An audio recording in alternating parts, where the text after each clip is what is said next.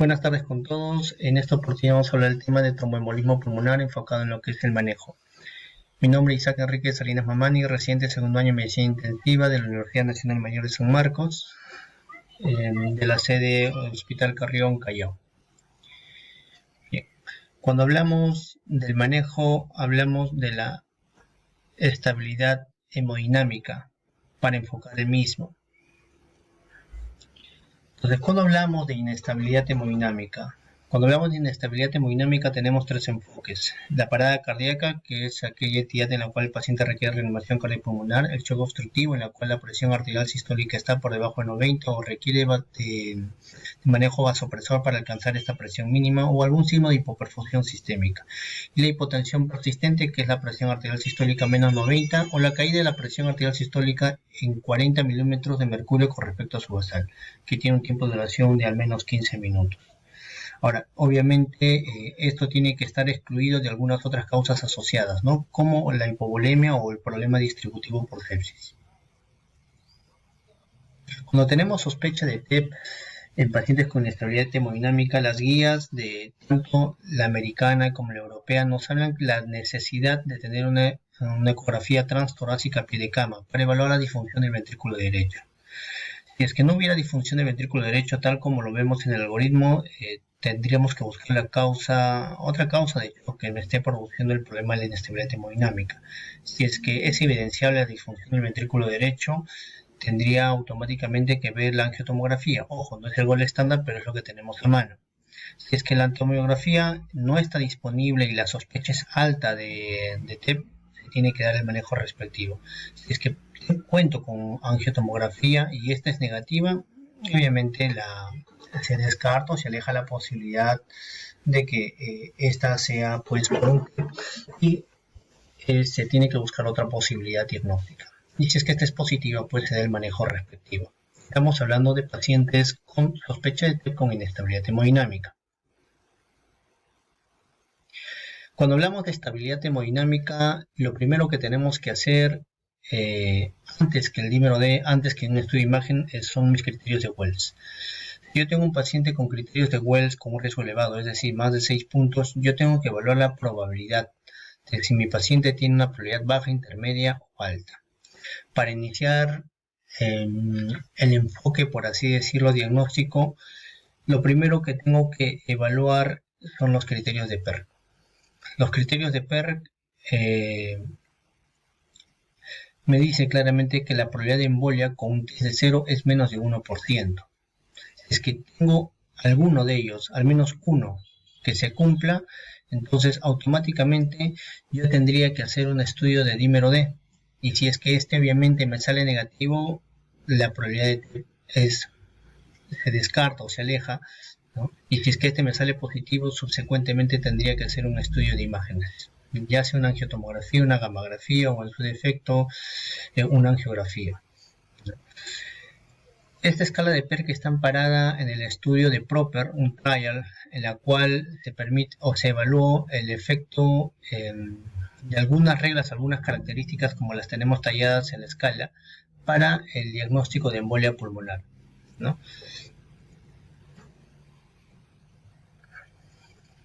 En la probabilidad de riesgo intermedio tenemos los parámetros de Years. En los parámetros de Years es una combinación de datos clínicos que nos da puntos específicos, en los cuales están la trombosis venosa profunda, la hemoptisis y el diagnóstico probable de embolia pulmonar.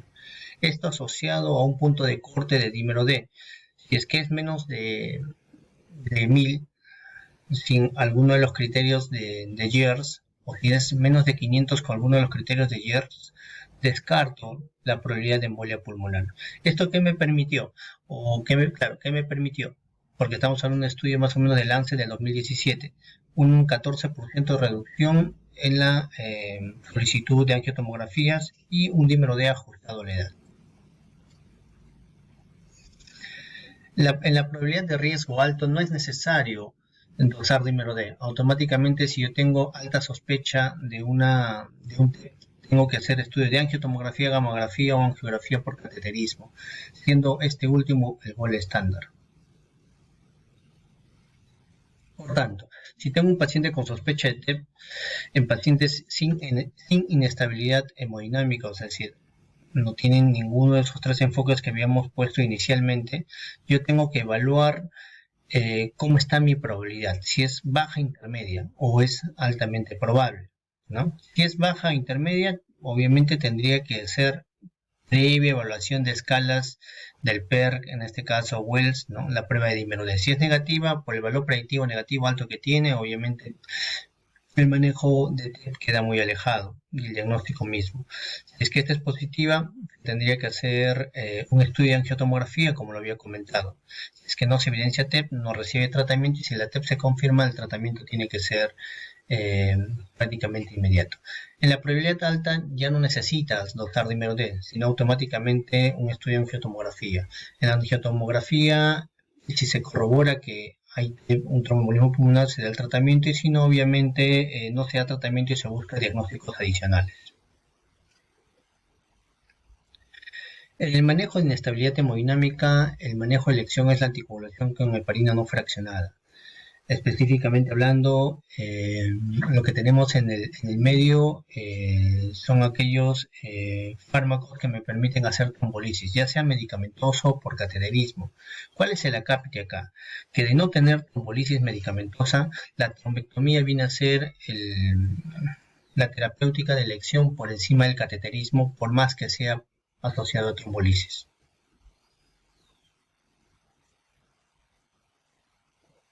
Por tanto, en el medio tenemos el alteplase. ¿Por qué la importancia de recalcar que la trombolisis solo se tiene que dar en pacientes con inestabilidad hemodinámica? Eso depende del número necesario a tratar y del número necesario para no hacer daño. Si bien es cierto, nos da un valor de 53, lo cual nos implica que por cada paciente, por cada 53 pacientes que se tiene, que se maneja, uno fallece, ¿no? Se ve en la contraparte que el número necesario para hacer daño, que por cada paciente, por cada 18 pacientes que se trata, uno fallece. Es decir, no se ve un rango de beneficio tan amplio como para poder dar el manejo con fibrinolisis para todos los grupos de riesgo. Por eso es que está enfocado solo en aquellos pacientes con manejo en inestabilidad hemodinámica. En el manejo de estabilidad hemodinámica con probabilidad baja intermedia, yo evalúo la escala de PESI. En la escala de PESI, ya sea la original o la versión modificada, ¿no? Yo determino el riesgo. Clase 1 y 2 se cataloga como un riesgo bajo, y clase 3, 4 y 5 como un riesgo intermedio. Y esto recae su importancia en el hecho que anteriormente se tenía en consideración a aquellos pacientes que tenían estabilidad hemodinámica con riesgo intermedio, pero un riesgo intermedio alto. Este riesgo intermedio alto se diferenciaba tan solo con el riesgo alto en la inestabilidad hemodinámica, es decir, tenía la clínica, tenía los parámetros, tenía la disfunción del ventrículo derecho, tenía elevación tal vez de troponinas, pero no tenía inestabilidad hemodinámica. Este grupo representó y se veía que tenía mayor mortalidad en comparación en aquellos pacientes que tenían riesgo intermedio bajo, ¿no? ¿Qué quiere decir? ¿Qué es la diferencia uno del otro? Prácticamente la clínica, ¿no? Y obviamente que no haya disfunción del ventrículo derecho como lo tienen aquellos pacientes que tienen algún riesgo alto de tromboembolismo pulmonar. Entonces, en base a eso, lo que se sugiere y lo que se aconseja es que todo aquel paciente que tenga tromboembolismo pulmonar debería, estando hospitalizado, debería tener una eco transtorácica.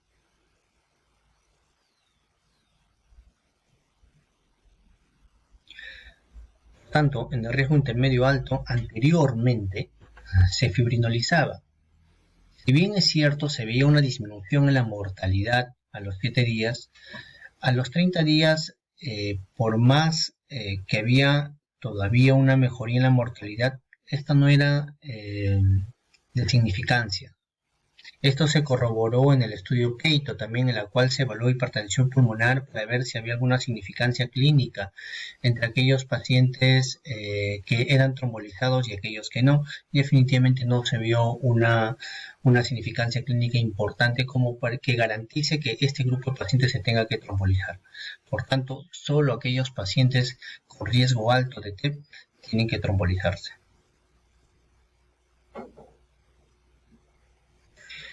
El manejo en la estabilidad hemodinámica de probabilidad baja, el score a utilizarse, a considerarse es el ESTIA. Basta con tener un criterio de estos, el paciente debería hospitalizarse y recibir el manejo anticoagulante respectivo.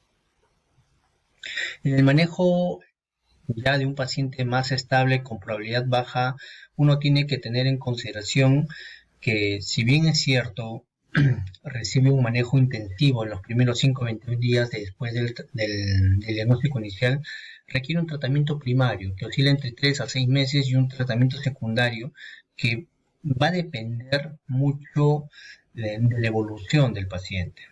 Entre los anticoagulantes que se tienen, los más conocidos son asociados a vitamina K, que es la warfarina, pero tenemos otros, como está el rivaroxaban, endoxaban, dabigatran, apixaban, cada uno de ellos con sus particularidades.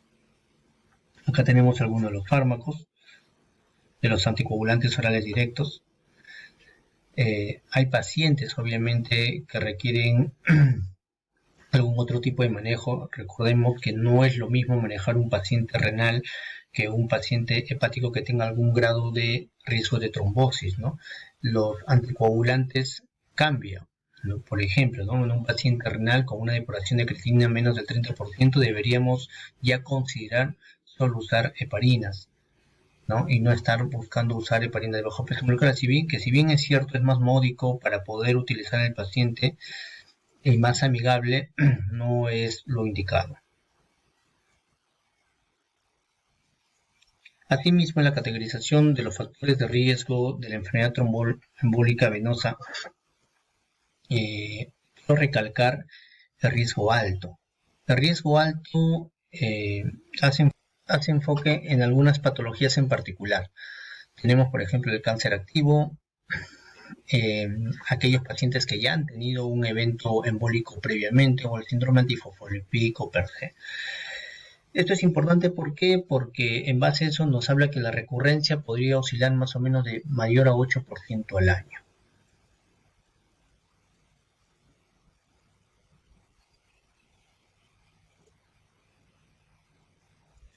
Por lo tanto, en pacientes con tromboembolismo pulmonar agudo se tiene que iniciar la anticoagulación. Y si este tiene inestabilidad hemodinámica o no, es importante recalcarlo desde el inicio, porque si hay inestabilidad hemodinámica, yo tengo que estar al pendiente de que mi paciente vaya a requerir una terapia de reperfusión con soporte hemodinámico. Es que este obviamente no tiene ningún criterio de inestabilidad hemodinámica, yo ya tengo que evaluar los riesgos, ¿no? Ya sea bajo, intermedio, alto, y en base a eso yo decidir el manejo, ¿no? Tengo las diferentes escalas a evaluar, ya sea el PER, ya sea el PESI, ya sea el ESTIA, según el riesgo que pueda presentar mi paciente, ¿sí? Muy bien, esto sería todo. Gracias.